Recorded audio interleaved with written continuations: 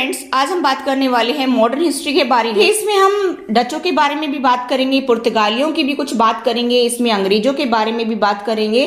तो आप ध्यान से इस वीडियो को लास्ट तक जरूर सुने और आप अपने नोट्स भी बना सकते हैं, ठीक है, ताकि आप अच्छे से समझ सकें। अगर आपको एक बार में समझ में नहीं आता है, जिसको हिस्ट्री टफ लगती है उसको एक बार में समझ में नहीं आता है, तो आप इस वीडियो को बार बार देखें ताकि आपको अच्छे से समझ में आ जाए।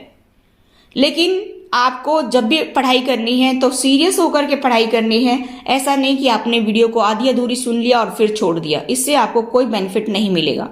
तो चलिए गाइस, आज हम बात करते हैं डचों के बारे में। तो डच किनको कहा गया था? जो नीदरलैंड के निवासी थे उनको डच कहा जाता है। और पुर्तगालियों के बाद में इन लोगों ने भारत में व्यापार करने के लिए प्रवेश किया था। अगर हम बात करें 1592 की, तो इसमें डच कंपनी को स्थापित किया गया था और इसी के माध्यम से कुछ समय व्यापारिक कार्य संपन्न किया गया था। इस कंपनी में 17 व्यक्ति साझेदार थे, यानी कि जो कंपनी में जिनका साझा है, जिन लोगों ने कंपनी को स्थापित किया, जो कंपनी लगाना चाहते थे, उसमें 17 लोग थे, 17 व्यक्ति थे, ठीक है। तो डच ईस्ट इंडिया कंपनी को जेंटलमैन 17 भी कहा गया है। 17 लोगों ने कंपनी को लगाया था, ठीक है, 17 लोग इसमें साझेदार थे। अगर हम बात करें कि 1595 ईस्वी में तो पहला डच यात्री हाउटमैन भारत आया था और यहाँ से अपार धन संपत्ति लेकर के वापस गया। यानी कि अगर आपसे क्वेश्चन पूछा जाए कि पहला डच यात्री कौन था और वो कब आया था भारत में, तो आपको आंसर क्या देना है? हाउटमैन जो है वो पहला डच यात्री है और 1595 में वह भारत आया था। अगर बात करें कि डच कंपनी को स्थापित कब किया गया था, तो आपको ध्यान रखना है कि 1592 ईस्वी में डच कंपनी को स्थापित किया गया था। और कितने लोग इसमें साझेदार थे, इस बात का भी ध्यान रखना है। तो इसमें जेंटलमैन 17 इसको कहा गया है और 17 व्यक्ति इसमें साझेदार थे।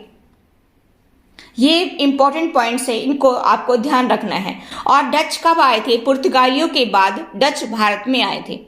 अगर हम बात करें कि 1602 एडी में, तो डच ईस्ट इंडिया कंपनी को जोहान वान ने स्थापित किया था। अगर आपसे पूछा जाए कि जो डचों ने कंपनी लगाई थी वो किसने स्थापित की थी? जोहान वान ने उसको स्थापित किया था। 1605 की अगर हम बात करें तो 1602 के बाद 1605 आता है। तो 1605 में इन लोगों ने आंध्र प्रदेश की मसूलीपट्टनम में अपनी प्रथम फैक्ट्री को स्थापित किया। ये लोग सूती वस्त्र और मसाला के व्यापार में बहुत ज्यादा इंटरेस्ट दिखाते थे। इस समय मसालों के द्वीप को ईस्ट इंडीज कहा गया है, जो कि इंडोनेशिया में स्थित था। ये आपको ध्यान रखना है। जो जो इंपॉर्टेंट पॉइंट्स आते हैं आपको उनको ध्यान रखना है। इन लोगों ने भारत के साथ साथ इस क्षेत्र से भी व्यापार कार्य शुरू किया था, यानी कि इंडोनेशिया से भी इन्होंने व्यापार कार्य शुरू किया था। और उस समय अंग्रेज जो है वो भारत आ गए थे। इन लोगों को बाहर निकालने के लिए अंग्रेजों ने पुर्तगालियों को साथ में मिला लिया ताकि दोनों की पावर बढ़ जाए और इनको आसानी से भारत से बाहर निकाला जा सके। इन लोगों के बीच में युद्ध हुआ और उसका परिणाम क्या हुआ वो आगे हम इसमें देखते हैं। 1759 यानी कि वेद्रा का जो युद्ध है, इस युद्ध में अंग्रेजों ने डचों को अंतिम रूप से पराजित कर दिया और डच लोग यहां से हमेशा के लिए वापस चले गए। तो आपको ध्यान रखना है कि कौन से युद्ध में अंग्रेजों ने डचों को हराया। वेद्रा का युद्ध 1759 में, उसमें डचों को मुंह की खानी पड़ी, यानी कि हार का सामना करना पड़ा। अब बात आती है अंग्रेजों की, क्योंकि अंग्रेजों के साथ में इनका युद्ध हो रहा था। तो अब बात आती है अंग्रेजों की। तो अंग्रेजों के बारे में हम इसमें आगे डिटेल में देखने वाले हैं। भारत में डचों के बाद ब्रिटेन से चलकर के अंग्रेज लोग आए और इन्हीं लोगों ने भारत तथा यूरोपीय शक्ति को एक एक करके पराजित कर दिया और भारत के भाग्य विधाता बन गए। देखिए, इंपॉर्टेंट लाइन है यहाँ पर। इन्होंने क्या शो किया यहाँ पर कि ये भारत के भाग्य विधाता बन गए, क्योंकि इन्होंने यूरोपीय शक्तियों को एक एक करके पराजित कर दिया। ठीक है, आगे हम पॉइंट देखते हैं कि 1578 ईस्वी में फ्रांसीसी ड्रैक नामक कप्तान को लूटे गए जहाज पर से एक मानचित्र प्राप्त हुआ, एक मैप प्राप्त हुआ, जिससे भारत आने का मार्ग का पता चल गया। और ब्रिटेन की महारानी एलिजाबेथ प्रथम ने 1599 में लॉर्ड मेयर की अध्यक्षता में एक समिति का गठन किया और इसी समिति के रिपोर्ट के आधार पर 31 दिसंबर 1600 ईस्वी को जो है ईस्ट इंडिया कंपनी की स्थापना हुई थी। क्योंकि स्टार्टिंग में जो महारानी एलिजाबेथ थी, उन्होंने 15 वर्षों के लिए व्यापार करने की अनुमति प्रदान की थी, लेकिन हुआ क्या कि इनके पुत्र जेम्स प्रथम ने अनिश्चित काल के लिए समय सीमा को बढ़ा दिया। अगर हम बात करें कि साझेदार लोगों की कंपनी में किन की साझेदारी थी, तो इस समय कंपनी में 217 साझेदार थे, यानी कि 217 साझेदार थे।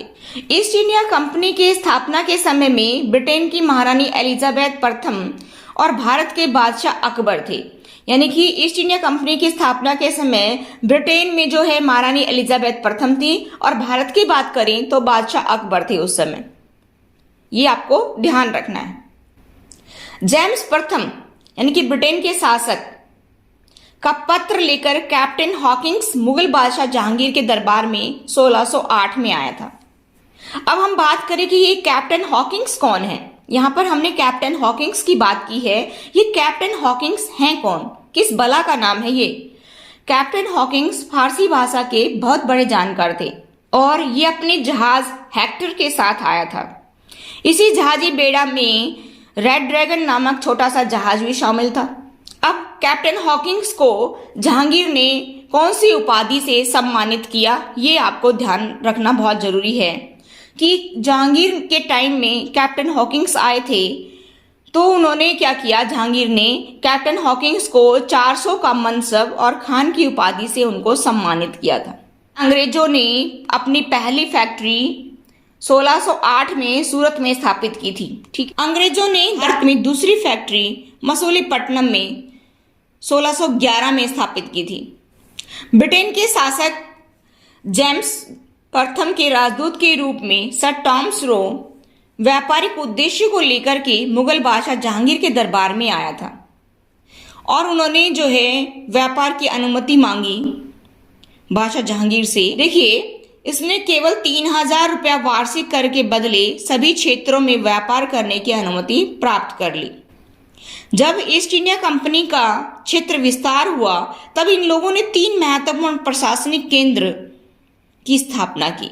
देखिए, मद्रास की हम बात करें, 1639 में कंपनी ने चंद्रगिरी से मद्रास को खरीद लिया और इसका क्या किया, उन्होंने घेराबंदी भी कर दी। फ्रांसिस डे को मद्रास का संस्थापक बनाया गया। मद्रास की घेराबंदी करा करके इसका नाम सेंट फोर्ट जॉर्ज रख दिया गया। Saint Fort George. इस प्रकार अब मसूलीपट्टनम का स्थान मद्रास ने ले लिया और दक्षिण भारत में कंपनी ने मद्रास से नियंत्रित किया। बात आती है नेक्स्ट मुंबई की। 1661 एडी में ब्रिटेन के राजकुमार चार्ल्स द्वितीय का विवाह पुर्तगाल की राजकुमारी कैथरीन के साथ में हुआ था। तब पुर्तगाल ने दहेज में बम्बई चार्ल्स द्वितीय को दे दिया। अगर हम बात करें 1668 ईस्वी में कंपनी ने 10 पाउंड वार्षिक किराया दे करके बम्बई को चार्ल्स द्वितीय से प्राप्त कर लिया। बम्बई का संस्थापक गेराल्ड आंगियार को माना जाता है। अब सूरत का स्थान बम्बई ने ग्रहण कर लिया। ठीक, अब बात करते हैं कोलकाता की, यानी कि कलकत्ता जो है, जॉब चारनाक ने मुगल राजकुमार अजीम उस शान से 1200 रुपए में कोलकाता सुल्तानाती तथा गोविंदपुरी को खरीद करके कलकत्ता की स्थापना की। कब की? 1698 में। देखिए, कलकत्ता पहला प्रेसिडेंसी था और कलकत्ता का जो संस्थापक था वो कौन? जॉब चारनाक को माना जाता है। कलकत्ता की घेराबंदी करा करके इसका नाम फोर्ट विलियम कर दिया गया। इससे पहले भी हमने पढ़ा कि मद्रास की घेराबंदी करके इसका नाम सेंट फोर्ट जॉर्ज रख दिया था। इसी तरह से यहाँ पर भी कलकत्ता की घेराबंदी करके इसका नाम फोर्ट विलियम कर दिया गया और चार्ल्स आयर को इसका प्रथम अध्यक्ष नियुक्त किया गया। ये भी आपको ध्यान रखना है कि किसको इसका अध्यक्ष नियुक्त किया गया? चार्ल्स आयर को। तीनों प्रेसिडेंसी में से ये सबसे महत्वपूर्ण थी। ठीक है, अगर हम इसके बारे में और जाने, 1612 की हम बात करें तो थॉमस बेस्ट नामक अंग्रेज स्वाली के युद्ध में पुर्तगालियों को पराजित कर दिया। ठीक है, मुगल बादशाह औरंगजेब ने अंग्रेजों से भी जजिया कर वसूल किया था। उबैदुल्ला कुतुब शाह ने 1632 एडी में कंपनी के लिए एक आदेश जारी किया था, और जो ये आदेश था उसको क्या कहा गया, जिसको इतिहास में सुनहरा फरमान कहा गया है। आई होप आपको इस वीडियो से काफी मदद मिली होगी। मैंने इंपॉर्टेंट पॉइंट्स को आपको बताया है, आप उनको नोट कर लीजिए। जितना आप सुनेंगे उतना ही आपको अच्छे से याद होगा, इसलिए बिल्कुल शांत जगह पर बैठ करके आप इस वीडियो को सुनिए। That's all for today, thanks for watching.